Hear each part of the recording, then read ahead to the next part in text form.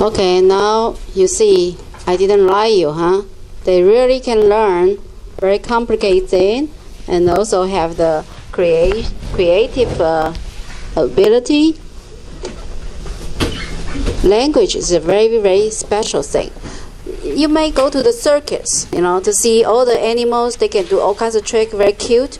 But those behavior usually is like a chain of the operant condition. Do you understand? Operant condition, just one behavior by the other one. If you change the item, they totally don't know what to do. They will get shocked. And then you have to train all the behavior from beginning.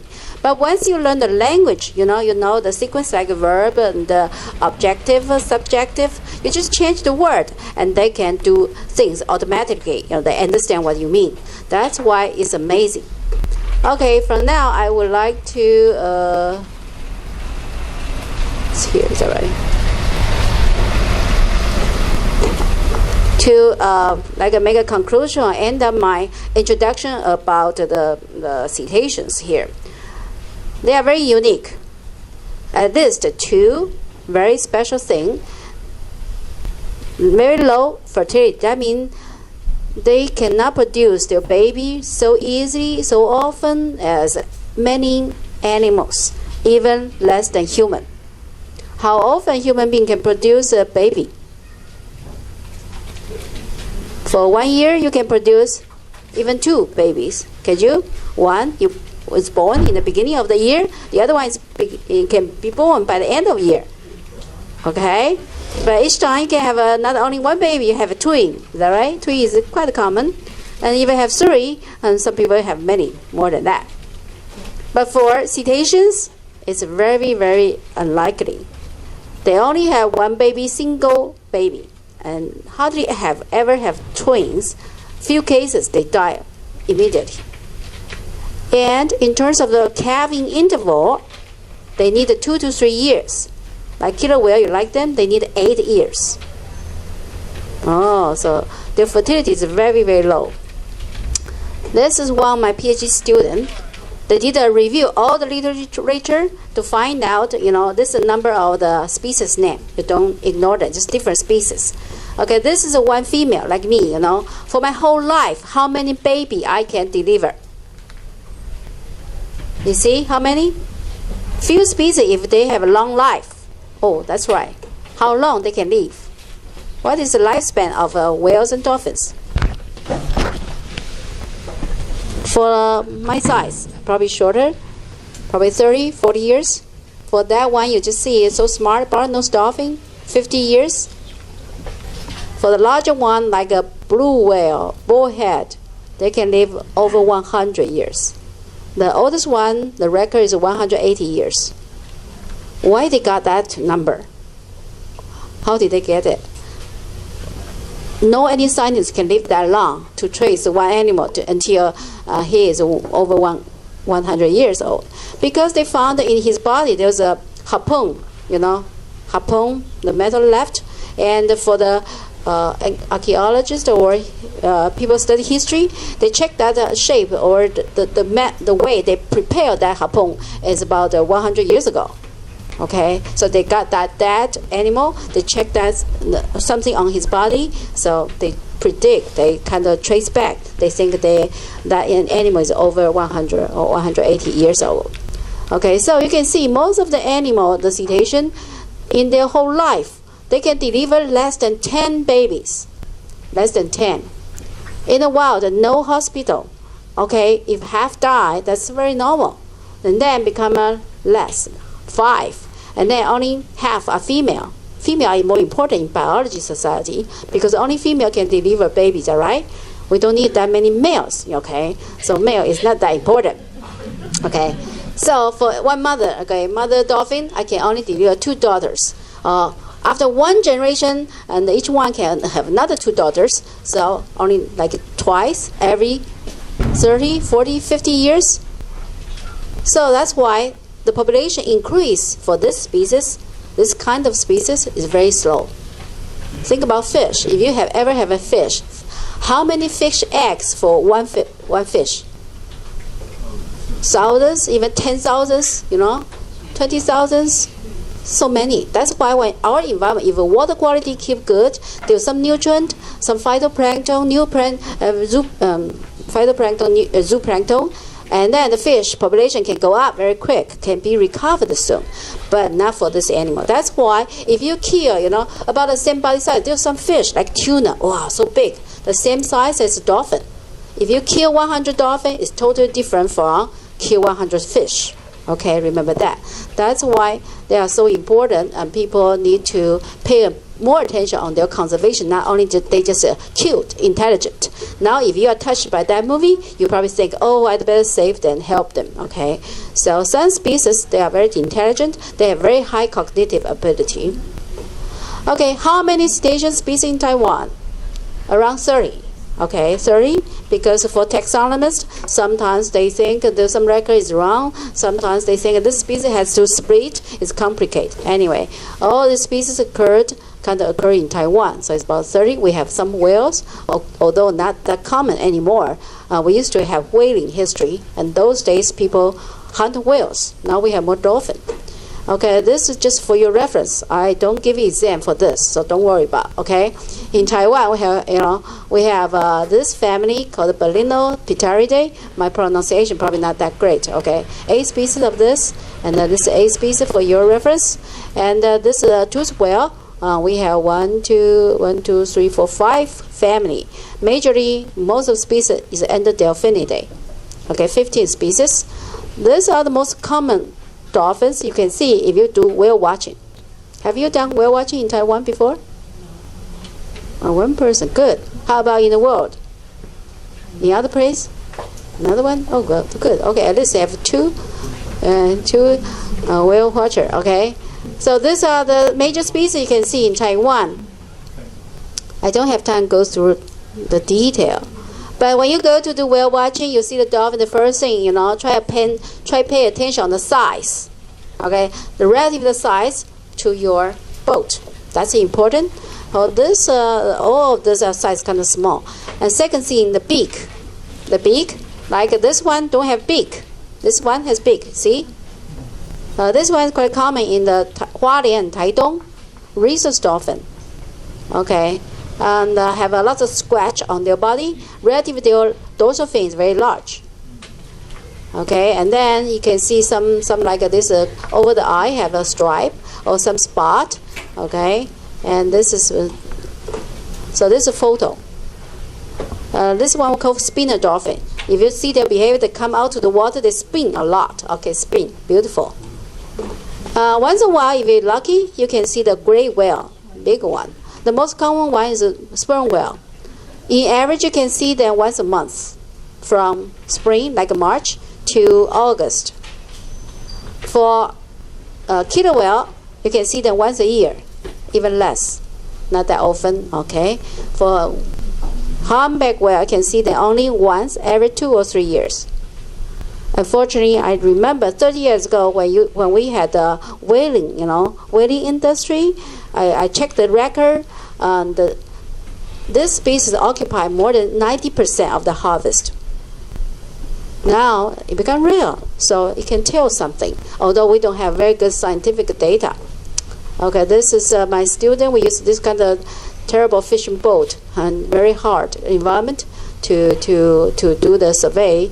And we saw the killer whale occur in the eastern coast. This is sperm whale. Okay.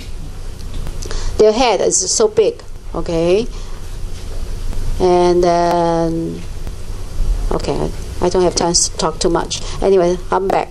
The background is an Oki Island, Taiwan. Okay, Oki Island is not in the Western society. Okay, this is Taiwan. You probably see this already. Okay, I don't need to spend more time on this. I want to emphasize the eastern coast is totally from western coast. Eastern coast is so deep, it can go deep very fast. Usually, the cetacean like to show up, occur in the slope. See, slope here. So we are very lucky the slope is so close to the land. That's why if you do whale watching in Taiwan, it's so easy. You go out, within 10 minutes, 20 minutes, you can see dolphin. Unless you are so unlucky, okay? And then, but if you go to other country, I remember I have to pay a lot of money, take the boat at least 2 hours away, 2 hours, and then start to do whale watching. In the western coast, Taiwan Strait is very shallow, in average about less than 100 meters. Although we don't have so many species here, but there are some special species. Okay, in total, Taiwan about 30 species. Oh, I want to emphasize this. In Taiwan, we have about 30 species. However, we occupied 36% of the whole world species. That's why the diversity is very, very high. Although Taiwan is such a small island, but our diversity of cetacean is very high. Okay, the eastern coast is different from the western coast. I organize, review all the data we have or from literature. So in the past, we can found that this area is a hot spot in the eastern coast, as southern of Hualien. So if you go to Hualien, if you have time, please make an effort, go to the southern. There's another port called Shiti, very small port, very beautiful. You stay there, and the chance to see dolphin is very high. But if you don't have time, Hualien port is good too. They have a good crucial foundation, and they have a very good interpretation program there. Okay, this area so far, my team has done some survey here. You can see we still have not finished the whole Taiwan yet, but here is the hotspot area. And this is for baleen whale record. You can see baleen whale is around the whole Taiwan. This is for stranding. This is for sighting record. Since we see them more often in the eastern coast. Okay, Taiwan Strait. Here we're going to talk about Taiwan Strait. There are two special species occur in the Taiwan Strait. They don't like deep water. They only prefer shallow water. They don't move too far away. Like especially like a Chinese white dolphin. I think we should give them ID card. Because they don't move too far. They should belong to Taiwan. Okay, this is a Chinese white dolphin. In the whole world, that they live in this kind of environment. Okay, very close to the land. I think any species, if they live such close to human being, their fate is doomed. See, they are facing so many threats. See, the pollution from the air, and cargo, big vessel travel back and forth, and some sewage or the water drainage, carry a lot of chemical, unknown chemical, poison chemical, terrible chemical pollution.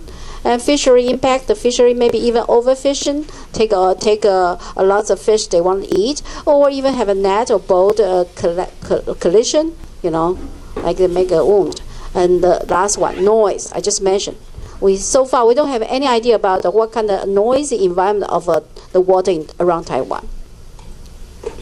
The life history of this special animal, Chinese white dolphin, when they're born, they are not white. They're born as gray, very evenly distributed gray, and light gray, and spotted gray, and a very little spot, and become adult. Okay. The population in Taiwan is such small, less than 100. This population. That's why it has been listed by IUCN in last year as a critical endangered category, CR. Just right next to extinction, you see? The next step is extinction. That's why this attracts a lot of attention by the international society, also the local conservation society. So I would like to briefly introduce their research history. It's separated into 3 stages. The first stage, I just lead my student. We went to different port and just interview fishermen. Oh, have you seen this species or this species? They just, oh yes. And when they drunk, they don't like to talk to us. They, oh, this. But sometimes they will say, oh, this species, which part is more delicious? And then I think the one, if they can say that, probably more trustable. But that's our very preliminary work, Yeah, even cannot call it a real science. Okay, anyway, in the beginning stage, we found 3 places. The fishermen say, yeah, they saw white dolphin. And later, during 94, 95, I got a little bit grant from Hong Kong, a watch, famous watch. So I went to Kinmen and Xiamen to do the preliminary work with Professor Huang. And in Xiamen, they have a very special fishing gear like this. set net. They drop into the water for a while and then leave it and then get fish. Sometimes the dolphin will show up around, so my RA just sit there, all the time, just like a 看海的日子. For people that is Chinese, you maybe read this a very famous novel or movie. Okay, 看海的日子, sit there, and get a little bit data, but that's not that good. Anyway, so in 2000, there's a famous paper, scientific journal. This Jefferson, he claimed there were 8 populations in this area, Big China area, but he refused to prove the occurrence of white dolphin in Taiwan, although I told him. Until 2002, another young fellow, Dr. Wang, and he did a preliminary survey from the northern tip of Taiwan to the Kaohsiung here.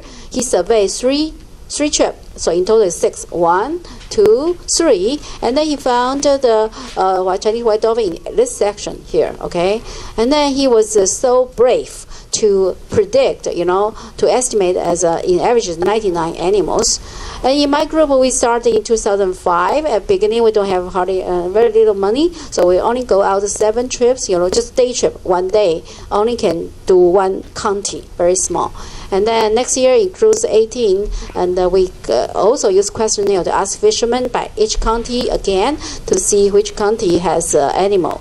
And then gradually we enlarge. You can see when our sample size is so small, the blue dot means interview. From interview. The red means survey. So the first impression we got is think, Chinese white dolphin, they're clumped. Their distribution around the western coast is clumped. Okay, that's our first impression. Seems close to the river mouth, like people say Hong Kong's population or not. And then since last year, my team was lucky to get many agencies funding. Now we increase our survey effort from 10 or 20 per year, increase to 100 and 150. Now we have a much better view. We accomplish our survey from the Miaoli County and 1, 2, 3, 4 until here. And then we make an effort to standardize. Finally, we have a relative abundance. I don't want to bore you with those data. Anyway, the final conclusion is the range of the Chinese white dolphin, Susa chinensis, because the first specimen was found in China. That's why the last species name we gave a chinensis, means some specimen was found in China. Okay, so the range in Taiwan is from Miaoli to the northern Tainan. The 2 hot areas here, the Yiling and Waisanding Bar. If you are interested, you can visit Waisanding Bar. It's a very unique sandbar, very far away, very large. Okay, and then in the outside range, you can see the dolphin, and also from this area is a hot area. So because their population is so small, I think definitely we should do something. That's why right now it's very busy. I'm very busy for this issue. Okay, we have lots of meetings. This is the place they occur, like water deaths. This is our old data, but I show you. The average water depth is about only 7 meters, 7 to 8, see? And you can see that most of them, more than 90% of the data occur in the water depth less than 15 meters. So that means they only live very shallow water and only very close to the shore and don't move too far away. If you are president, should you give them an ID? Yes, my student, try to give them ID. Okay, we have to take a photo 1 by 1 and cut all the dorsal fin and to try to recognize each of them. Okay, for anyone, they have 2 sides. Both sides the picture, we have both sides. 73 number, and some of them have right and left. And get together, we can estimate their number is like this, around 82, 88. However, for this younger one, just born, their skin are such a beautiful, don't have any spot, like I'm getting old, have lots of spot. So if an alien, they can recognize me by my spot. But for the younger one, we cannot, but we know they occupy about 10%. So we add them together. So that means, this is not right color. So the population size, my group think they are between 90 to 96, okay? So quite small. Okay, now we talk about the change of cetacean status in Taiwan. Now we talk about history of the conservation in Taiwan. One important year is 1990. Okay, please remember that. 1990. Right now it's almost 20 years late. Wow, the time passed fast. Yeah, before that we had the whaling history I mentioned to you. This is in the southern Taiwan, Hengchun. Hengchun, do you know Hengchun? Southern tip of Taiwan. Okay, near Kendim Park. Okay, this is a big chunk. This is a humpback whale. Humpback whale is famous for the long flipper, like a long hand. Here, you can see. This is our former Chiang Kai-shek president. Okay, in the past, when I was kids, every time we saw the picture, we have to, stand straight like this. But now, politicians can pass away, and their fan can pass away. But the truth, about the science, we are more interested in this animal anyway. So the science can live forever. Now, this animal, you may look at it, see what's this? This means groove. If you see any big animal with a belly have a lot of groove, that's baleen whale. This groove, they can have flexibility, can open when they feed. Their mouth, even throat, can open. They have a big capacity. So only baleen whale has this. So you can definitely tell this baleen whale, and also the long whitish flipper. So it's a humpback. That's a killer whale. Oh, they call the killer whale. Okay, this is another baleen whale. This is belly with the grooves. Okay, in 1990, Penghu Island. Do you know Penghu Island? Penghu Pescados Island in the center of Taiwan Strait. If you don't, go there in the summertime. It's a beautiful island. Lots of islands, okay? And then the local people depends on fishing very much. In the wintertime, usually a group of bottlenose dolphin will pass by that island. So the fishermen will get together. Oh, let's catch dolphin. So they will go out and catch dolphin or chase them, drive them into the lots of harbor, natural harbor or port. And then on the ocean park, ocean world, the people will go there, select the smart young ones for prey, for show, and then what happened to the rest? Just like a fish, harvest and kill them and sell them. So they kill the dolphin, and then that moment, and the 4 people from the Earth Trust of U.S. they came to visit. So Earth Trust NGO from United States, they filmed the whole thing and released the film in Hawaii. Of course, it invited a lot of criticism because at that moment Taiwan's economic had been doing very well, very rich. So people cannot believe Taiwanese kill this kind of animal. And that's the moment I just got my PhD, returned home. I was looking for the new subject or new direction for my career. I didn't study dolphin before. My PhD was on rats. Mammal, just small. But they are smart, I studied their learning behavior, food selection behavior. My master's degree I done in Taiwan is on squirrel. So I was from the rodent evolved into the ocean. But that moment I was looking for something, and I was interested in smart animal. I like dog very much. So I said, wow, this kind of animal, if you go to US or I think Europe too, you definitely know how much value people pay attention or people put on this kind of animal. People like them. People think that they are so important animal. But in our country, I graduated from the Department of Zoology. That moment, there was the only Department of Zoology in the whole country in Taiwan. However, no any teacher teach me cetacean. No, even in the taxonomy class of mammalogy, it just totally leave out. So I said, well, this is important. I should do something. So I decided, since 1990, I get involved in this area. So also in that area, that's a springtime, fishermen kill dolphin.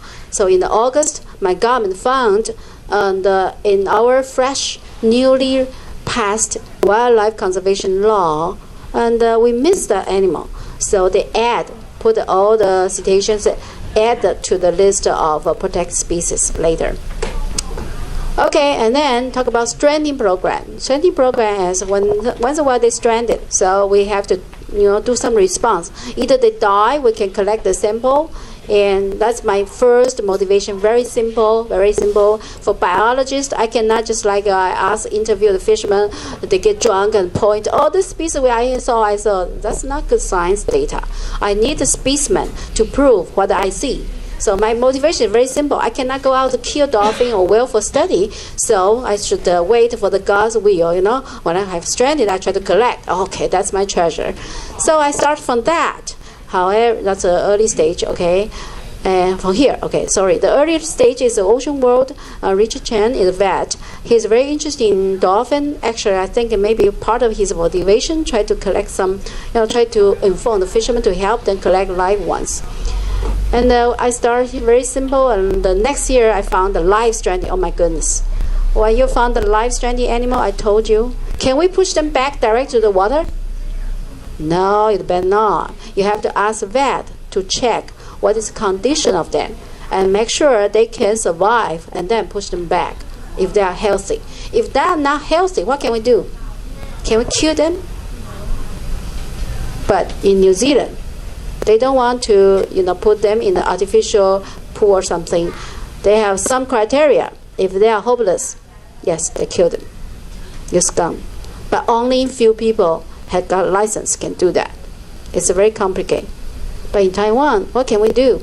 The news reporter always wait for you. What? Don't you do something for them?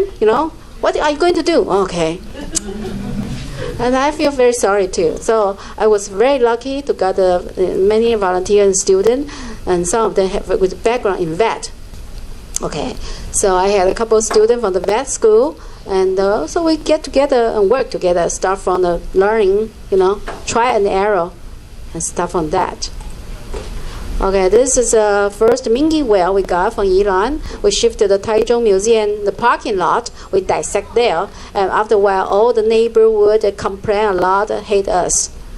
And this is another one, sperm whale, the biggest one in our team collected. And it's in the almost New Year. You can see so big. It's very difficult, and you have trouble how to ship them. Even the first time, we just only call one crank. And then lift, drop. I remember before that, a couple of years ago, we tried that, drop. Next time, and we are on the head of the news again. And ask us, don't torture animal. Even they die, you have to respect the life.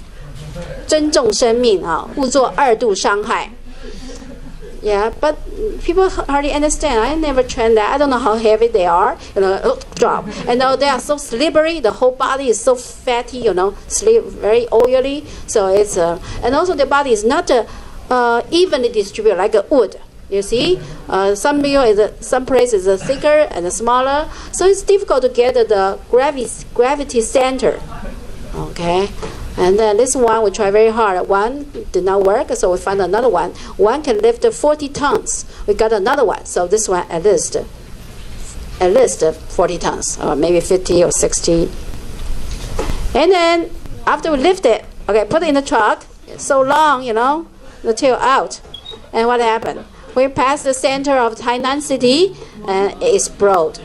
Okay, because probably we worked too long. The temperature was hot, so the belly is swollen. We didn't notice, so it became big news. Okay, at first I said, "Oh my God," and then I said, "Oh, now it became the national news," and then it's education. Oh, that's good. And finally, I realized it became world news. When I attended another international conference, they would say, "Oh, in Taiwan you have exploded sperm whale. Is that right? Is that yours?" I said, "Oh, my team's." And now this one is his skeleton exhibit in the Tainan, a small museum. This is Professor Wang from Cheng Kung University. Yeah. You see, the first moment when they explode, his response is, "Oh, please collect all the guts, intestine. That's my treasure. Please get it back." My goodness. So that's why my team need very special people. They're very stinging, very bad. And more than 100 volunteers work on more than a couple months and finish this, the blubber, the help. And now is exhibit in Tainan. So how are you going to freeze those meat? Finally, how you store those there?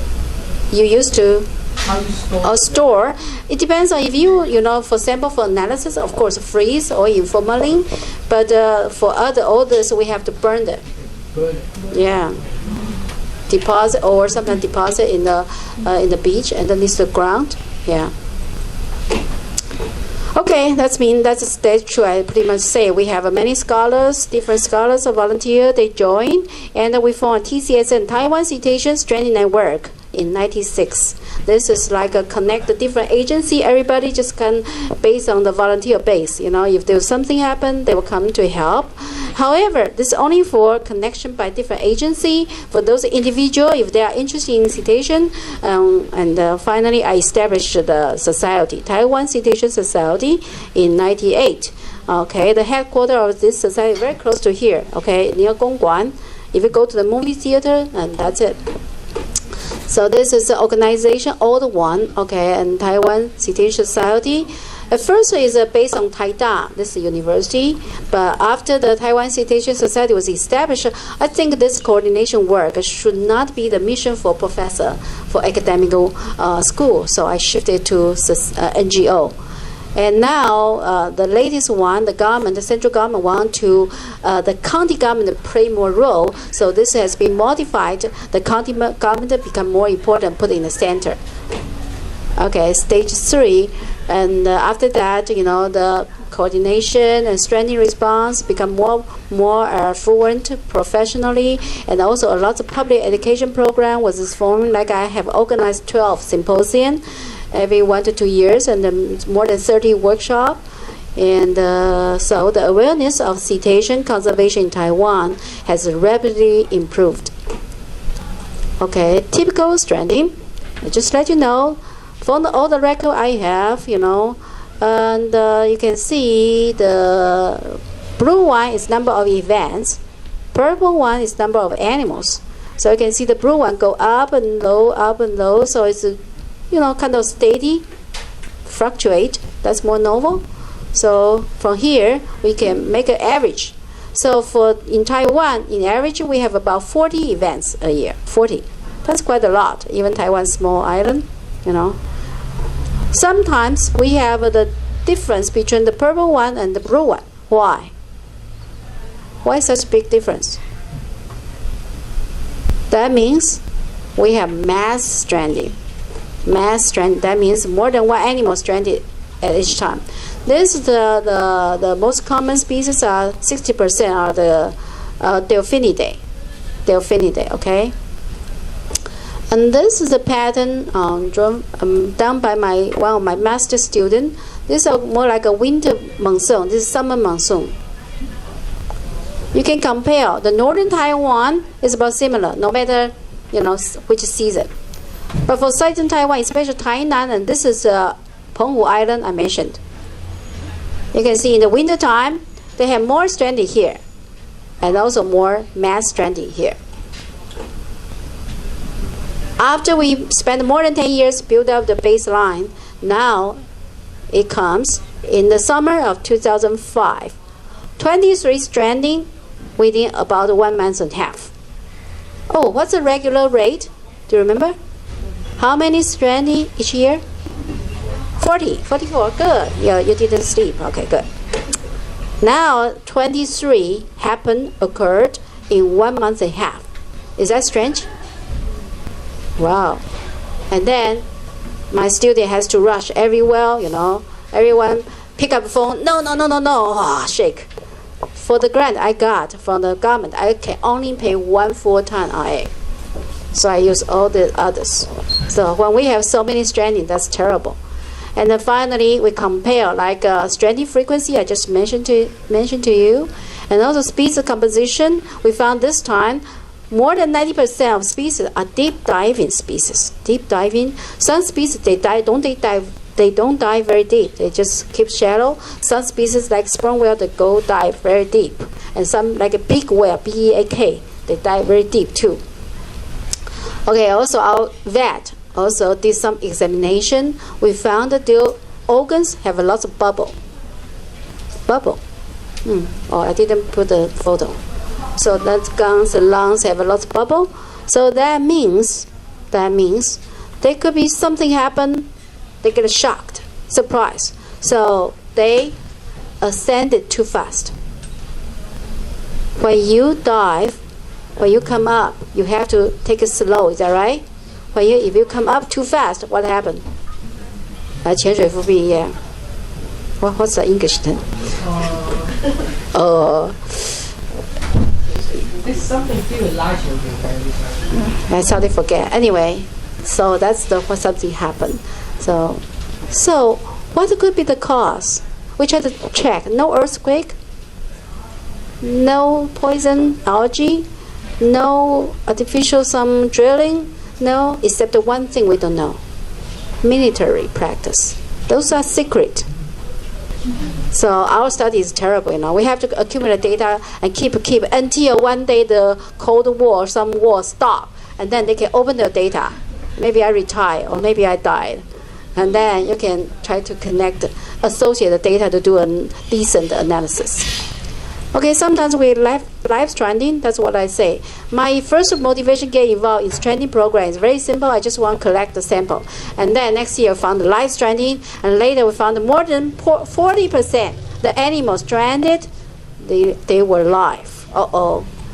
So we have to try, and fortunately we got some people help or some aquarium help. So since 1997, we try to do the rehabilitation. We put it in the pond whole aquarium, and this research dolphin was so skinny, so we use a stomach tube, put it into his mouth and give them lots of nutrients. After one day, it died. We are so sorry. We cannot cry. We cannot do funeral. We have to dissect him immediately. Dissect. We dissect and open the body and open the stomach. Oh my God, 2/3 of stomach full of plastic bag. See what stuff we have in our ocean. We have to think about. And then there's another one we call Lucky, although he was not that lucky. He was live stranded, and we put it in this portable. And one rich man donated this pool. We can open it and afford it and move it. A portable pool. Here. And then also the Taipei Zoo people, they come bring their ultrasonic, machine to diagnosis on the body and try. Finally, number 6 we work. Number 16. We call resource dolphin, a male one. And finally, after more than 2 months torture work, everybody was so excited, was exhausted. And finally, we have to release. We don't have a good facility for them. So that's 2000. I will have a movie to show you that. This is the first one. We call the Uncle Atung, because in those days, I tried to name them, based on the first location, the stranding site. It was stranded in Tongxiao, in Miaoli County, Tongxiao. And then, so we call Atung Bo, Uncle Atung. So, what is the sex? It's a male. What is the age? Not young, old, Yeah. Because you can tell from this scratch, the elder one, they have more scratch. This scratch from their same species, the different partner, they get angry, they get scratch, they bite. Although it's not big a wound, but you can see a lot of scratch. Finally, when we release, after 2 weeks, release from here, it got to the Okinawa. So fishermen see them. We don't have money to put satellite, so that moment we use a freezing band, make a Miaoli M number 1, and also put a Lucky 7, ear tag, for cattle, Lucky 7. So when this animal swim, around, and the fishermen found it, Japanese, although they don't have law, Japanese, anyone can kill dolphin and eat it. It's legal. However, Japanese really respect the people's research. When they see this animal has a mark, so they call the Tokyo and those specialists say, we found an animal, Is any one of you do some research on them? So the station and scientists in Tokyo and say, no, we don't do that. And then they send an email again to the whole world, and Hong Kongese has sent an email. And there's a friend in Hong Kong. When he forwarded this mail, I said, that's mine. Now we got an international, connection, communication. That's good. Finally, talk about whale watching. I will go run faster. This is whale watching started in 1997, because the year before, my team went to the Hualien to did some boat survey. We proved the dolphin diversity and abundance was so good, in eastern coast. And we were lucky. There's one captain, Captain Lin, Hai Jing Hao. He was interested to try because for most fishermen, they are very stubborn. They want to keep their tradition very much. They don't want change. Because think about, when you do the fishing harvest, you go to the ocean, you are the king of the ocean. You do whatever you want, is that right? But when you do the tourism, you become the lowest level. Hi, what do you want to treat your how can I say, your guest very well. So the attitude, philosophy is totally different. So I really appreciate his willing to try. Anyway, in the first year, only one boat, you can see, and he made a lot of income. A lot of people cannot get the ticket, get a seat, go on the boat. And then it increased so fast. 4, 12, 25, and increased a lot. Now it's hit the plateau. Okay, so this is pretty much the area you can do whale watching. In Yilan, there's a Wushi port and the Turtle Island around here. Okay, and this is Hualien port, Shiti port is good, and also this one is good, the Chengkong port and Fugang port. The best two I recommend is these two. The furthest one, usually the furthest one, the environment is better. So you can go there, and in the past they run 2 to 3 cruises in the summertime. Okay, the sighting rate is quite high because they have some strategy. They have some people informed, and like fishermen on the sea will give them report. In Yilan County, the original sighting rate is kind of low, but they collaborate. They hire a special boat. That boat go out in the early morning, very early, like in the dark, go out and search for dolphin. Once they found, a group of dolphin here, and that he will follow the group for the whole day. Every time when the tourist boat is coming, they will call, "Where are the dolphins?" "Oh, they are in the latitude, longitude," they tell them. However, think about, if you are that group of dolphins, you have been found in the morning, and then for the whole day you have been, in Taiwanese we say 接客. How to translate in Chinese? 接客 for the whole day, So think about, are you happy? Probably not. Yeah, too much stress. And then you don't have time. You don't have the mood for make love, is that right? And then and then your birth rate will drop. Birth rate will drop because you feel pressure. Your epinephrine will increase, so your mortality will increase. So in long term, it's not good for the health for the population. These are the common species. Okay, also this I talked about already. Okay, besides you can see dolphin, you can see the scenery. Okay, this Turtle Island, very beautiful. And you can see some bird. Although the seabird is not that common as the western society, I have to warn you that, be prepared. You can see, sometimes you can see how local fishermen harvest the fish. They have a set net and get a fish. Okay, this is a special fishing way in the eastern coast. They have a very special prey phone here. And people use harpoon. They have a very long, very heavy harpoon.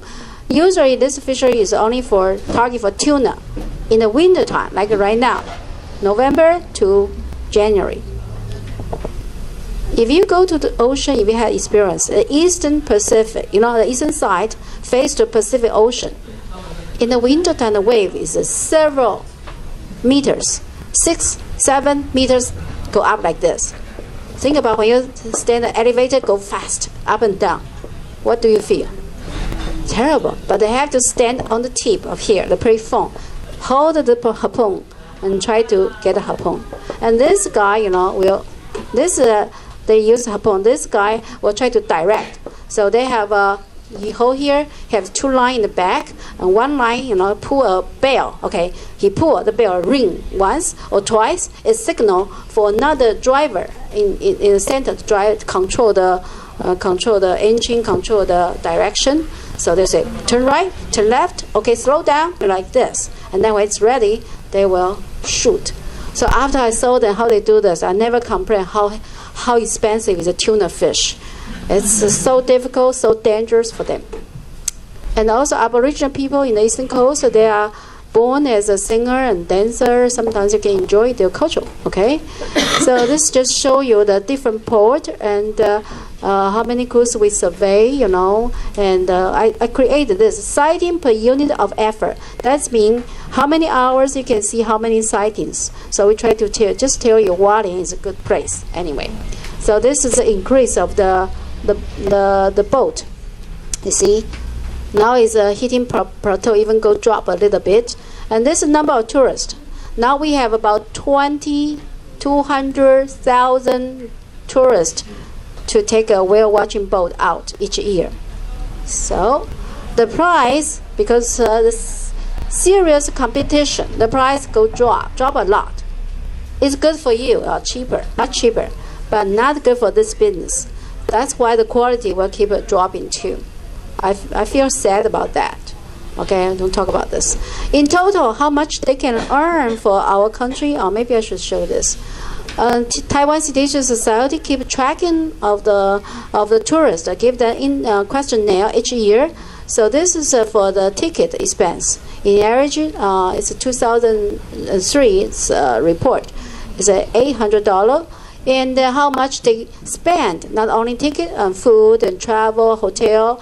So it's about 6 times. Okay, with this kind of data, we can estimate how much money for whale watching to earn. At first I thought, wow, this is a lot of money. 12亿, 14亿 in Chinese. 亿. What's this? 100 million NT dollars. And now I see in the past 1 year and 2 years, we look at how our former president, how much money they can get from the pocket. So easy. So this is just small money. Why I want to say this? For me, it's a lot of money, but for the big picture, for the government, it's a small money. Only 20, more than 20 or less than 30 boats involved. So when we talk about democracy system, vote is more important. So you have the population group so small, only 30 people. Who cares? I don't need your vote. The money you earn is not that important compared to the computer engineering, compared to the petrochemical industry. You understand what I mean? This is I was so proud for a while. I said, oh, finally, conservation don't need to, not cost, not prevent the economic, don't have a conflict with economic. Even conservation can have a benefit, can be good for people's living, like New Zealand. But relatively, the scale is too small compared to other kinds of industry. That's why this kind of issue has not get a lot of attention by our government. So I feel bad about that. So there's some problem. Too many boats, harassment, and nobody really care. Government doesn't care, and business competition is very high. And how can they keep their high quality? Then some people may ask me, why you need a high quality? It's just fun, recreation, one way. But I think it's important because they are protected animal. We are using protected wildlife to make our living. That's why we need to make this kind of tourism, more informative, more educational, more conservation oriented. Not just go there, fine. Oh, they are animal, dolphin, look at that. And maybe some people even use a harpoon, try. That's terrible. That's why we need a good interpreter program, good tourism program that costs money too. That's what I would like to see. However, it's difficult. Anyway, so I probably will drop this because so many boats there, so you can imagine there's some impact on the boat behavior on the local dolphin ecology. The spinner dolphin, they show some symptom, like they maybe turn faster or swimming, diving pattern they change. My student did some research. And also after long term, okay, you see the different dot, the blue one and red one. Okay, we compare. See, this is from 98. This is 2006. This is a distance from the shore. You can see the dolphin keep moving further away from the land. There's some signal there. Anyway, so far we don't have any law like a whale watching regulation in U.S. or New Zealand or Australia. We don't have a strong law there. Even we have law, we don't have enforcement power. We don't have people, full-timely to patrol there to do the law enforcement. Ticket price, I mentioned that economic recession is bad for this business, so the quality is dropped. So can the cetaceans population sustainable? I don't know. In the eastern coast, we have this kind of problem, also package problem. In the western coast, we have so many impact from the industry planning. It's hard. But in the east coast, now our current strategy, we use one software. We try to issue a whale watching award by the Taiwan Cetacean Society and give like eco labeling. So right now, I think there's four operators. They have this license. So why so fast? Spend so much effort on this. This is some image in my heart. I also hope you agree with me. Okay, I think whale watching is very important. Okay, they might to take the tourists, go out and make them enjoy the ocean, enjoy the animal, learn about them, learn about what kind of stress they face. So maybe in the future, people can change. Don't use a harpoon to harvest and to conceal it. Instead, drop the harpoon here, and then use the camera to shoot them. This is a madden-headed dolphin, madden-headed whale. Sorry. You see, this is not trend. Okay, he raised his head, he watched people, and people watch him. That's a very nice photo. So I would like to use this photo for the ending of my talk. After 10 minutes rest, I think my eye will be outside to show you, how to do the first response on the stranding side, and then we'll come back. We have the last movie to show you, about another 15 minutes movie. Okay, 10 minutes break, and then we assemble outside.